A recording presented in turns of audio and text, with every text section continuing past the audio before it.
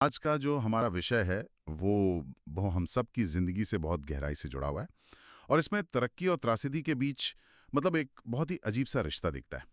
हम बात कर रहे हैं भारत की सड़कों की। हमारे पास पत्रकार अजामिल का एक बहुत ही गहरा लेख है जिसका शीर्षक है रफ्तार की कीमत, भारत में सड़क सुरक्षा की चुनौतियां और समाधान। बिल्कुल। और ये लेख एक आईना दिखाता है। एक तरफ तो विकास का प्रतीक हमारा विशाल सड़क नेटवर्क। और दूसरी तरफ उन्हीं सड़कों पर हर रोज होने वाले वो दिल दहला देने वाले हादसे। सही कहा। तो चलिए आज इसी पर थोड़ी गहराई से बात करते हैं। यह समझने की कोशिश करते हैं कि जो सड़कें विकास का रास्ता बनाने के लिए थीं, वो मौत की राह क्यों बनती जा रही हैं। और यहाँ जो बात सबसे ज्यादा ध्यान खींचती है वो ये कि ये सिर्फ कुछ आंकड़ों का खेल नहीं है। हर एक आंकड़ा एक परिवार की कहानी है, एक अधूरा सपना है। ये मुद्दा सीधे तौर पर हमारे देश के भविष्य, हमारी अर्थव्यवस्था और सबसे बढ़कर अनगिनत परिवारों से जुड़ा है। बिल्कुल। तो शुरुआत वहीं से करते हैं जिस पर हम सबको गर्व होता है, हमारा रोड नेटवर्क। लेख के मुताबिक लगभग 63 लाख किलोमीटर से भी ज्यादा। हाँ, 63.4 लाख किलोमीटर। ये सुनना भी मतलब अविश्वसनीय लगता है। हम अमेरिका के ठीक पीछे दुनिया में दूसरे नंबर पर हैं। सही बात है। और ये पैमाना सिर्फ किलोमीटर में नहीं है, इसका जो आर्थिक महत्व है वो बहुत बड़ा है। हाँ, लेख में भी इसका जिक्र है। जैसा कि स्रोत बताता है, देश का लगभग 70% माल मतलब जो गुड्स ट्रांसपोर्टेशन है और 85% यात्री यातायात वो इन्हीं सड़कों पर निर्भर करता है। स्वर्णिम चतुर्भुज जैसी परियोजनाएं तो जैसे देश की आर्थिक धमनियां हैं। जीवन रेखा कह सकते हैं ना। हाँ बिल्कुल, जीवन रेखा। पर यहीं से कहानी एक गंभीर मोड़ लेती है। जैसे ही हम विकास के इन आंकड़ों से हटकर सुरक्षा के आंकड़ों पर आते हैं तो पूरी तस्वीर ही बदल जाती है। बिल्कुल। और यहीं पर वो विरोधाभास सबसे साफ नजर आता है। लेख में वर्ल्ड पॉपुलेशन रिव्यू और डब्ल्यूएचओ के रिपोर्ट्स का हवाला दिया गया है जो बताती हैं कि सड़क हादसों के मामले में भारत दुनिया के टॉप 5 देशों में है। हम्म। पर एक आंकड़ा है जो सच में मतलब सोचने पर मजबूर करता है। दुनिया की कुल कारों का सिर्फ 1% भारत में है। सिर्फ 1%? हाँ, लेकिन सड़क दुर्घटनाओं में जो वैश्विक मौतें होती हैं उनका 11% हिस्सा अकेले भारत का है। ये अनुपात बहुत ही ज्यादा चिंताजनक है। मतलब आपके पास गाड़ियां कम है, पर उन गाड़ियों से होने वाली मौतें दुनिया के औसत से 11 गुना ज्यादा हैं। यही बात। ये सीधे तौर पर हमारे यहाँ सड़क सुरक्षा के जो मानक हैं और उनके पालन के बीच के एक बहुत बड़ी खाई को दिखाता है। ये सिर्फ एक आंकड़ा नहीं, ये एक चेतावनी है। और अगर हम हाल के वर्षों को देखें तो स्थिति और भी गंभीर होती दिख रही है। लेख के मुताबिक 2023 में लगभग 1,72,000 लोगों ने सड़क हादसों में जान गंवाए। और 2024 में ये और बढ़ गया। हाँ, 2024 में ये आंकड़ा बढ़कर 1,77,000 हो गया है।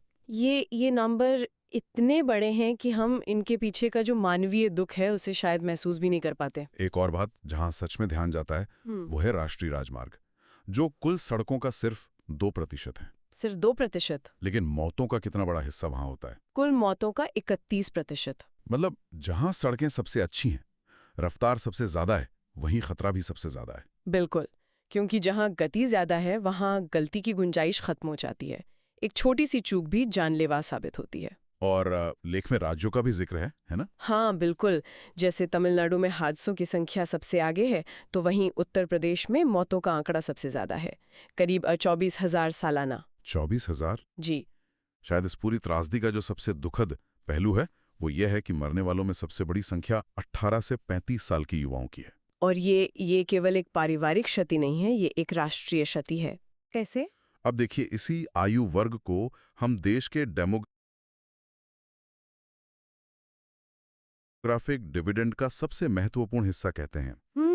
ये वो लोग हैं जो देश की अर्थव्यवस्था को चला रहे हैं, जो इनोवेशन ला रहे हैं। देश का भविष्य एक तरह से। बिल्कुल। हर युवा की असमय मृत्यु राष्ट्र की उत्पादकता और भविष्य की संभावनाओं पर एक गहरा आघात है। तो सवाल उठता है कि आखिर गलती कहाँ हो रही है।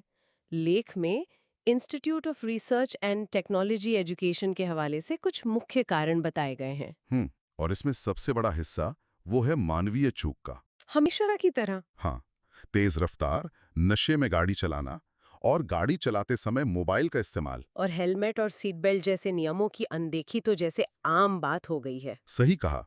लेकिन ये केवल चालकों की गलती तक सीमित नहीं है ना। नहीं, बिल्कुल नहीं। हम्म, और लेक इस बात पर बहुत जोर देता है। वो इंजीनियरिंग दोषों की ओर भी इशारा करता है, जैसे सड़कों पर ब्लैक स्पॉट्स का होना। ब्लैक स्पॉट्स मतलब वो जगह हैं जहां बार-बार हादसे होते हैं। हाँ, वही। कोई अंधा मोड़, खराब डिजाइन वाला चौराहा, रोशनी की कमी या फिर ऐसे साइन बोर्ड जो साफ दिखते ही नहीं, ये सब भी बड़े कारण हैं। साथ ही पुरानी गाड़ियों का सड़कों पर चलना। हाँ, और उनमें एयरबैग्स या एबीएस जैसे सुरक्षा मानकों की कमी होना भी एक बहुत महत्वपूर्ण फैक्टर है। जब आप अचानक तेज ब्रेक लगाते हैं, तो ईबीएस पहियों को जाम होने से रोकता है। जिससे गाड़ी कंट्रोल में रहती है। बिल्कुल। पुरानी गाड़ियों में ये नहीं होता है और नतीजा एक भयानक हादसा। तो ये एक चेन रिएक्शन की तरह है।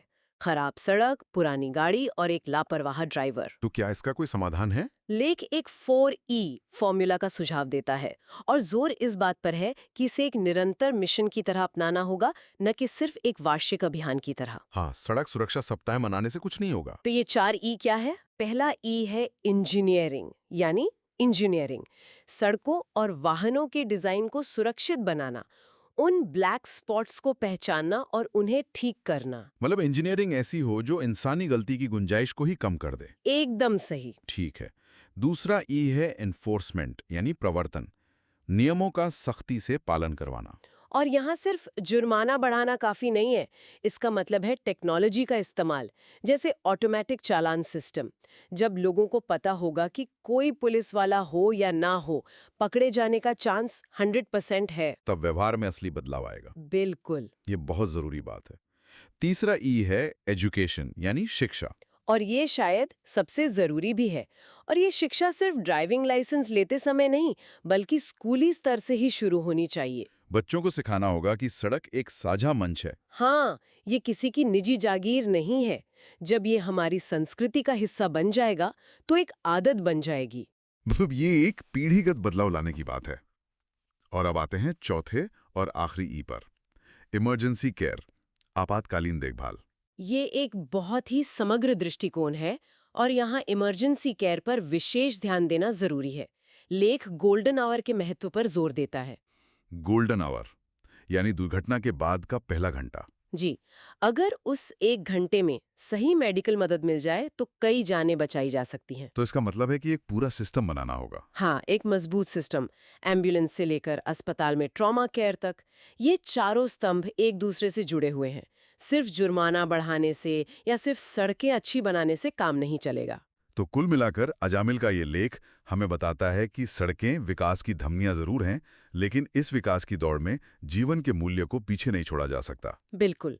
और ये सरकार और समाज की एक साझा जिम्मेदारी है। जैसा कि लेख में एक बहुत अच्छी पंक्ति है, रफ्तार रोमांच तो देती है, लेकिन ये मौत का पैगाम भी ला सकती है। अंततः समाधान एक सांस्कृतिक बदलाव में ही है, जहां हर नागरिक सुरक्षा पहले के भाव को अपनाए और यह समझे कि सड़क एक साझा मंच है। अनुशासन में रहकर ही तकनीक और रफ्तार का स्वागत किया जा सकता है। बिल्कुल। इस पूरी चर्चा के बाद एक सवाल मन में आ रहा है, जिस पर शायद हम सबको सोचना चाहिए।